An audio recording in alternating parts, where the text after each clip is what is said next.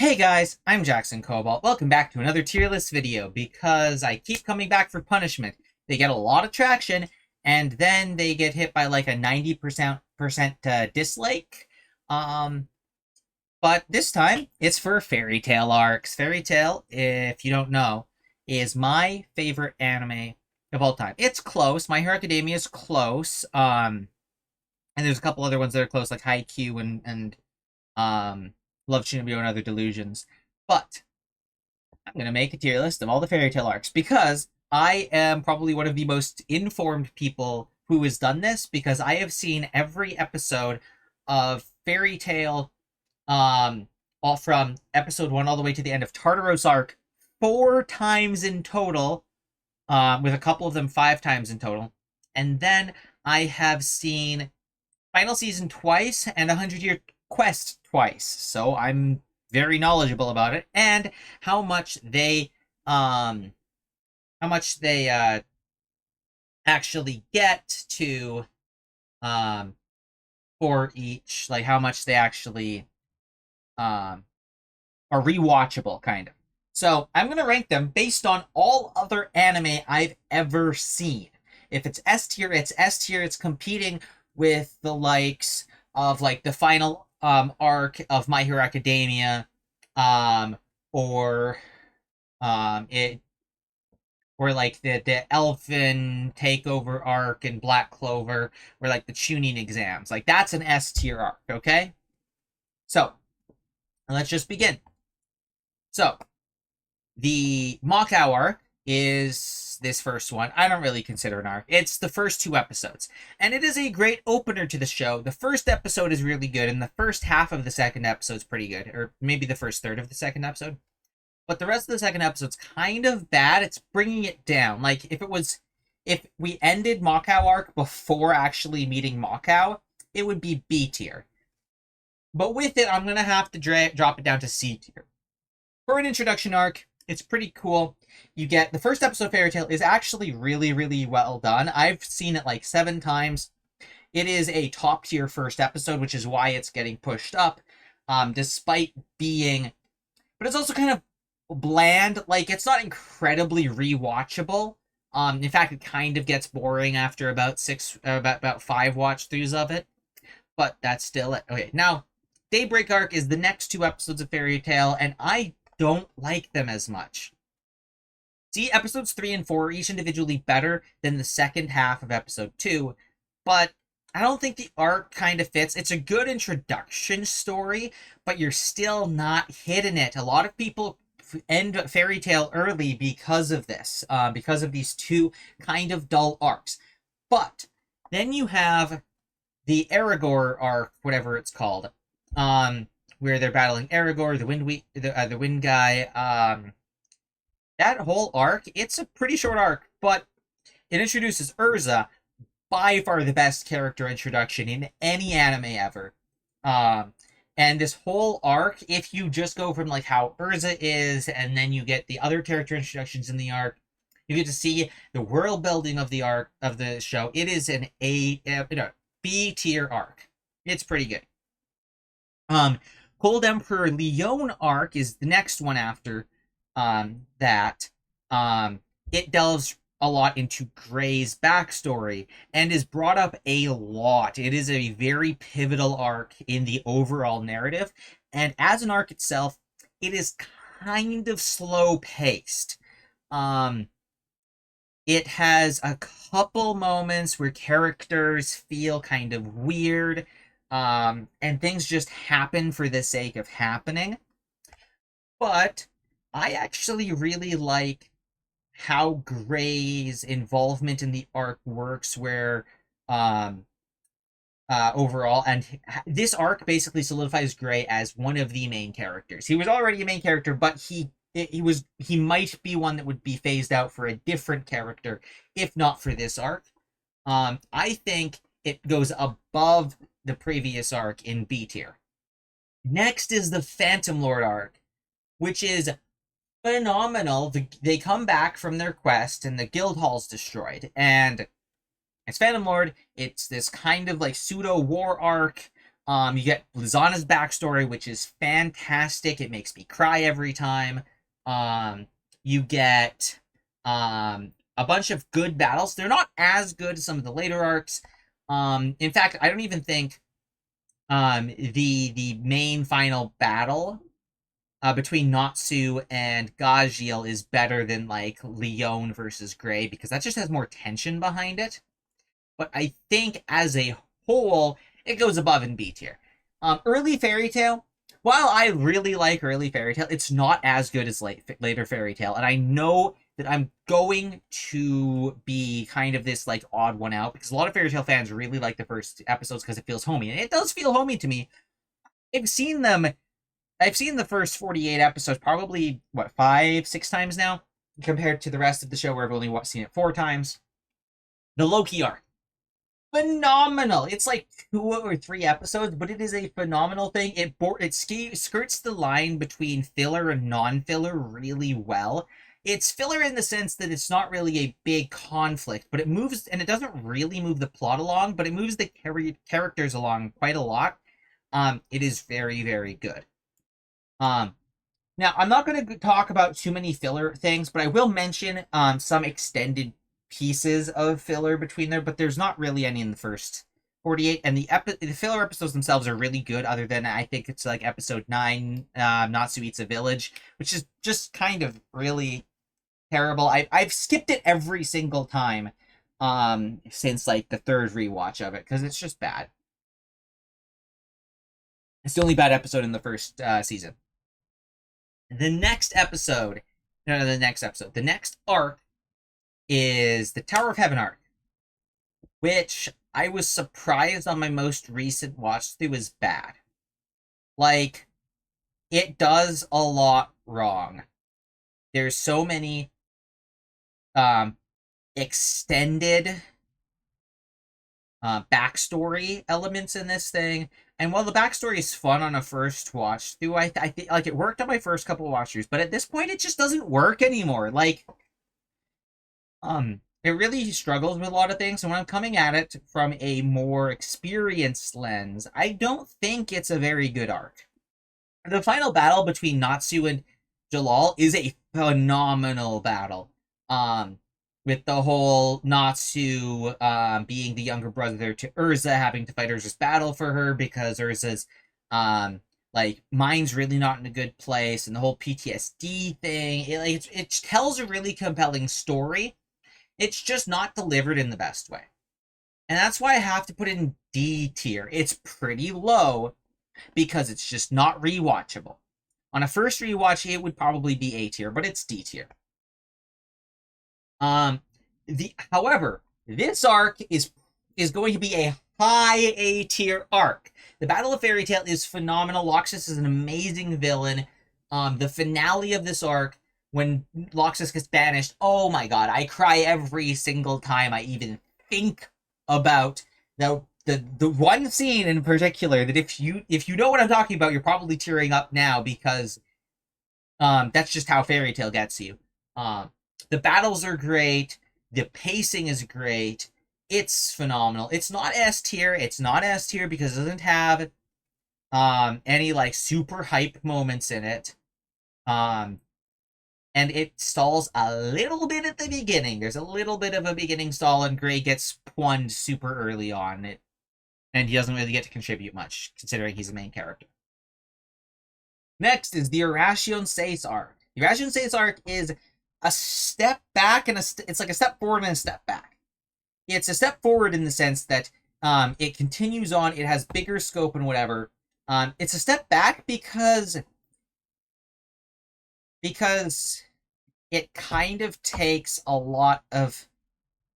I kind of take a lot of issues with how the first section of the arc doesn't bleed into the second section. They feel very disconnected. Once Nirvana is actually walking, the arc actually kicks off. I actually really like that part, and I like the other part. They just don't really mesh together well. There's like a couple episodes of the bleed between that are just kind of awkward to watch. But I think it's a solid high B tier arc. Daphne arc is F tier. It is probably the worst thing I've ever seen in any anime ever, and I hate Daphne so much. Next is the Edelus arc, and Edelus is really fun. It was really fun on the first watch through, because you get to see how the writers just loved making all of the different characters in the alternate universe work. Um, but it when I rewatched it the most recent time, I actually realized that I liked it a lot. Like it holds up after 5 rewatches, like or 4 watches. Um 4 to 5 watches. It actually still holds up, which is pretty interesting. I'm gonna put it above the Loki arc in A tier. Next we have Tenro Island. Tenro Island's really good, but there's this kind of an issue that I have with a couple arcs here and there. And other animes are guilty of it too, where a villain gets defeated, and then the villain comes back later, and you have to defeat the villain a second time. It's annoying. Um, but it has a lot of really good fights, and the Haiti fight at the end does a lot of heavy lifting, keeping it in A tier. Without that fight and the tearjerker with everyone fighting to save Makarov from Acnologia, it brings it up to A tier. I think the emotional moments don't hit as hard as Battle of Fairy Tale. And the fight scenes hit better. The emotional moments don't hit as much, and there's a little bit of BS, just a wee bit. Next is the basically just a set of filler episodes between Tenro Island and Key to the Starry Sky, which are, they're decently enjoyable. They're not terrible, but they're also just not, like, some of them are pretty enjoyable, some of them are kind of stupid, some of them are goof off and whatever. But this episode where they're actually returning is really, really fun. Now we have Key to the Starry Sky arc, which, I'm going to set the record straight here, is an arc written by the manga author that has become manga canon. They reference events from it. They reference, and without this arc, you don't know that Kinana is Hibelios and other such details about the Arashion Seis that do get brought up in future series, even in the manga. It's an anime exclusive arc that's manga canon, which means that it's not filler, even though it really feels filler. It feels like a filler arc because it's just too long. It's too long. It's really annoying on rewatch. You could trim like 3 episodes down from it, or 3 to 4 episodes down in it. It would be so much faster, so much better. It has a lot of stupid moments. There's a lot of moments of characters just talking with each other when they're enemies and about to fight, and the talking just goes on too long. It's E tier. Because it's definitely worse than these guys, and it's worse than a lot of arcs, but it's not as bad as an F tier anime arc. Now we have Grand Magic Games, which is the best tournament arc ever. In fact, it might be one of the best arcs ever. It is so good. It is right at the perfect place in Fairy Tail where these guys are just you know these guys so well, you know the entire guild so well at this point, but at the same time they haven't gotten stale yet. They still have so much more to show you. The entire arc is really good. Now, there's one pacing issue in the entire, 50, however many episode long arc it is. One pacing issue, and that's the fact that they intersperse, the Hungry Wolf Knight battles with the final day of the Grand Magic game. And while it's not that big of a pacing issue, but I have seen it complained about. And I do share in this general idea that the battles with the Hungry Wolf Knights are weaker. They're just weaker. But the issue with it is that it's set up that if you watched one of these things without them being interspersed, you already know what the outcome would be on the other one, which would lessen the impact of one or the other. And so it takes a very long time for you to figure out things because they're simultaneously happening for a reason. And the characters are hitching their bets because at least one of these must work, right? But if you already know that one of them works, it drops off the success rate of the other one. So if they wanted to restructure it, they could have made the battles with the Hungry Wolf Knights actually fail, and they don't actually get to save Lucy through that, which would mean that winning on the final day of the Grand Magic Games is then what they have to do, and now you're super eager to have them succeed in that because of what you've seen before, but that's not what the story does. So there's just that little issue, and as presented, it's still phenomenal all the way through. And the final and the post-final day thing with it's all great. It's all great all the way through. I don't think there is even a bad singular episode, just episodes in the arc that aren't as good as the rest of the arc, but still those episodes are better than insert random episode from insert random other anime. I think from what I've seen, there's basically like one arc that beats Grand Magic Games, and that's probably season 7 of My Hero Academia. But those two are very, very close. Very, very close. On to one of the most controversial ones, the Eclipse Spirits arc. I really like the Eclipse Spirits arc. I know it's stupid, and it's silly, and it's dumb, but my god, is it funny. It is a comedy arc through and through. It is the perfect way of doing a filler arc where you can skip it without missing any content or any story beats because it is filler. It's actually a filler arc. But if you do watch it, you get some really interesting character work. You get to see more of characters that just don't have a whole lot of screen time, and you get a lot of really funny comedy. I go back to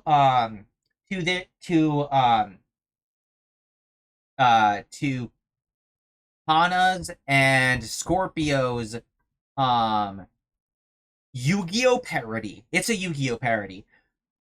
I just go back to it just to watch it because it's a really funny parody of Yu-Gi-Oh. Like the I am the rules, you are the rules, and these guys get plus 7,000 for no it's just amazing. Basically no reason. They're bullshitting. That's the entire point of the card game. It's fantastic. It's a highlight of the arc. I know the arc is stupid and silly, but it deserves a spot in C tier. It deserves a spot in C tier. Okay? If you don't like C tier arcs are arcs that aren't for everyone, okay? Like, a C tier arc could either be meh all the way through, really good and really bad simultaneously, or arcs that are highly opinionated. I like the arc, but I know other people don't. If I was making this purely off of what arcs I like the most, it would be a couple spaces higher, but not by a whole lot. But I think it doesn't get the credit it deserves for being a comedic break. Now the question is, do I include all of the other filler between... Like, there's a lot of filler between the end of Grand Magic Games to the start of Eclipse Spirits, which is not on this list, unfortunately. But it's not really an in-arc format, and they don't belong to one or the other. But all of the in-between stuff, that is the peak Fairy Tail experience. Like, I think I would not love Fairy Tail as much without that filler section. And while I do love the arcs more, the one-off episodes like Day of the Dead Man or like the Natsu and the not Natsu and the Dragon Knight, that was earlier. the one where Natsu's babysitting the one sharpshooter child. I can't remember her name right now. That one's fantastic. The I believe Moulin Rouge is in that one, which is a pretty good episode. Um, in that stretch of episodes, you also have what is it? Two 271 271. I can't remember what the number of it is, but it's the one where Juvia knitted a sweater for Gray and knitted a scarf for Gray because it's the however many day and long anniversary of since they met. It's a really, really fun and cute episode that really progresses their romance. It's really well written, and you can tell that it's really well written. A lot of people have said that it's really well written, and then they've realized that, oh, that's because it's just a manga chapter. It's pulled from the manga. Where a lot of it's not pulled from the manga, but it's still really fun. Some of them are based on jokey panels or like whatever from like manga stuff or anything like that. But they're really fun. I really like them. I think that it's a really good stretch of filler, and I think it lasts a little bit longer than the Eclipse Spirits arc. One criticism I have for Eclipse Spirits is that they did it one episode. They started it one episode too late, and that the episode where all of the celestial spirits get given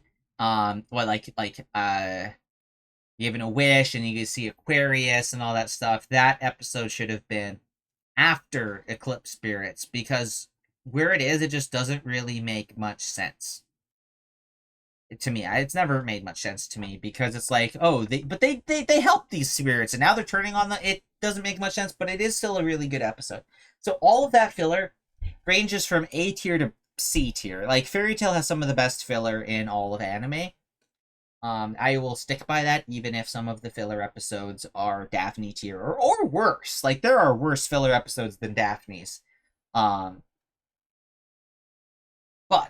now we get on to the Sun Village arc, which is basically a prelude to the Tartaros arc. It's short. It's a little bit more lighthearted. I don't very much like it. I think that it's not that good. It's like about the same as like the introduction episodes, which are fine. They're just not very interesting. Whereas Tartaros arc is the tippity toppest of A tier. It's not quite an S tier arc in all of anime, but it's definitely an A tier arc in all of anime. Fairy Tail Zero. Shoot, it's like tied with Tartaros. Like, Fairy Tail Zero is a really, really, really good story that's almost entirely feels like a different anime. But it's definitely, because of how it's laid out, it's really, really compelling with a really good story.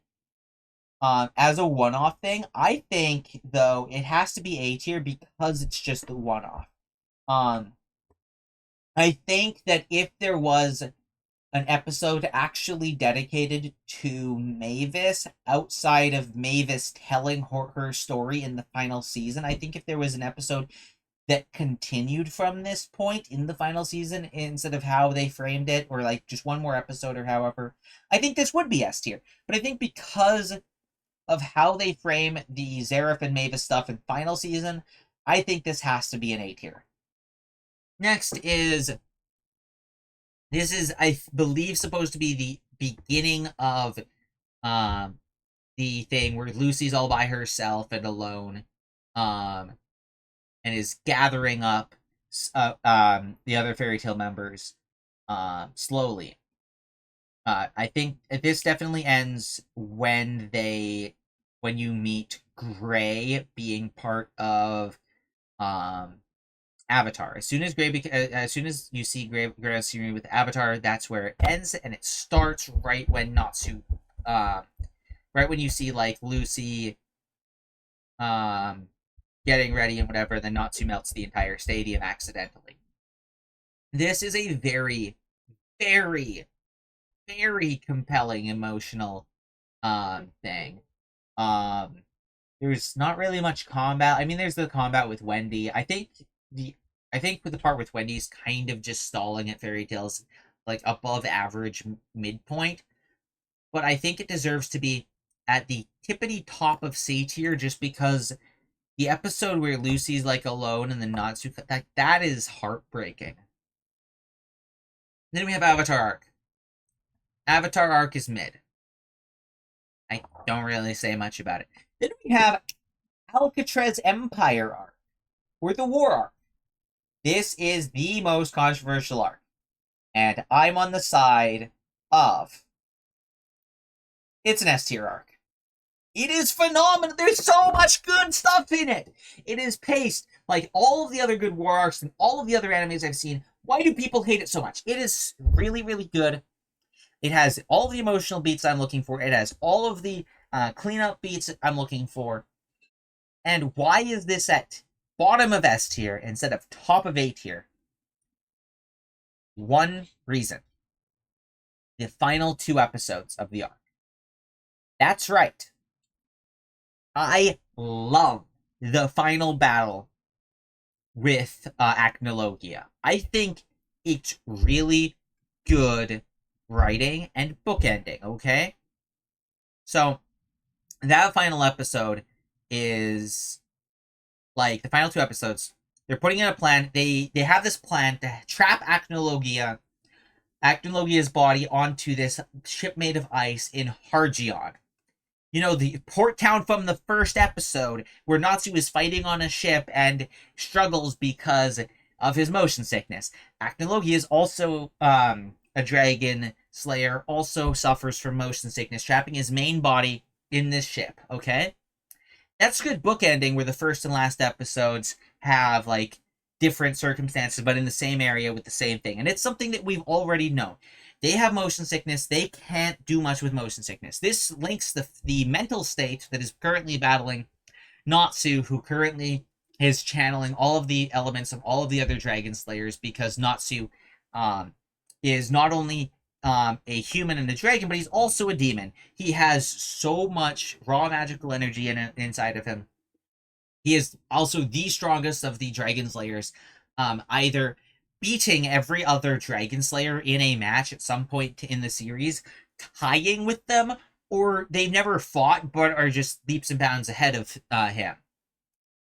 So Natsu clearly is the one to deliver the final blow, and it kind of makes sense for that. I kind of wish that they all channeled it together. But and then the final scene where they're all using the fairy sphere to trap him, and it's not strong enough. So they gather the magical power from every single person across the adventures with the linking power. Oh my, it's so beautiful. You get to see everyone. I even enjoy the fact that Daphne's there. I hate Daphne as a character, but seeing her giving her magic power to stop this threat, everyone in the whole world up to this point, you see the guy, you see the main villain of the first episode, you see all of the remaining people, you get to see the Tower of Heaven crowd for the first time since, I don't even, it says since the time skip, I think. It's really, really good. Other highlights are when Lucy is rewriting the book of END to save Natsu's life, and it's literally corrupting her, and she keeps pushing through it. Or Natsu and Gray both going, letting their demonic side loose and facing each other, which is the final face-off between them, setting up this whole thing where despite them being friends, they have to fight each other because Natsu is END, the fire dragon that Gray's father specifically made Ice Demon Slayer magic to defeat. And so Gray has this mission to defeat him. And Urza stepping in between there is so good. And Gray and Natsu crying, Natsu and Gray crying over can we still be friends? That's so beautiful, man. And there's a decent amount of BS, but I can swallow it a lot easier. Like, people are like, oh yeah, Urza with one hand, rest of her bones in her body broken, is able to go up high and shatter a meteor and then kill. And then she doesn't defeat her mother. She wounds her mother, and then her mother commits suicide because she couldn't ever kill Urza, and that's the reason why Urza's still even alive to this day, because she couldn't kill Urza. And Urza being able to defeat the meteor, what she has telekinesis, she's shown to be really strong, and Wendy's currently enchanting all of her physical abilities, including flight. And also, Irene has kind of been going easy on Urza because Irene can't kill Urza. And Urza can't defeat Irene. Irene kills herself. It's fine. Now we're on 200-Year Quest. Now, I've only seen 100-Year Quest. I've only seen the anime once, but I've read the manga as well for this. So I have a good idea of both the manga and anime adaptation. The first arc in 100-Year Quest is the Water Dragon God. I'm counting this as everything from as soon as they start the 100-Year Quest all the way over to when they defeat the Water Dragon God when he's rampaging and you meet Ignia for the first time. I think this is a very strong starter arc, way stronger than the previous one. Definitely B tier. It's really good. It's a little bit slow to start, but I think that's cool because it's a new area, new rules and everything, new enemies, new antagonists. You're learning things, and I actually kind of like everything here. There's like a couple things like Urza being treated as a pet, which is gross and disgusting and stuff that are dragging it down. Otherwise, it would be A tier. Wood Dragon called Alderaan is another S tier. It's actually middle of S tier. God, it's like Battle of Fairy Tail 2, but it's so good. And it fuses from that. And there's the one battle where every random member of Fairy Tail is able to join in and do something and contribute. And that's great. Wendy turning into Wendy Belsarion and going this even stronger form is also really cool. And battling the Wood Dragon God's cool. Everything leading up to it with the White Wizard is so good. I love Wood Dragon God Alderaan arc so much. However, I don't think the Moon Dragon God Selene arc is that good. It's definitely interesting. You get to see Edelus again in this arc, and then from Edelus they move to Elentier, and it's still fun. Just not that. I'm just not that pleased about how it works. I think it's definitely the weakest arc in 100-Year Quest, but it's not terrible. In fact, I think it's roughly the point of like a Leon Sub-Zero Emperor Leon arc. So I'm putting it right here between these two. Okay, so that's basically all of my opinions on Fairy Tail. Fairy Tail is my favorite anime just because it has my favorite characters, my favorite pacing. It has so many episodes that make me cry, make me cheer, make me happy every single time I watch it. I've seen the show a lot, and in my most current watch through of it, it is kind of getting old because I've watched it so much. It's kind of starting to get a bit boring because I have seen it so many times. And that's not a sign of it being bad, it's just a sign of I'm bored of it. I'm bored of it.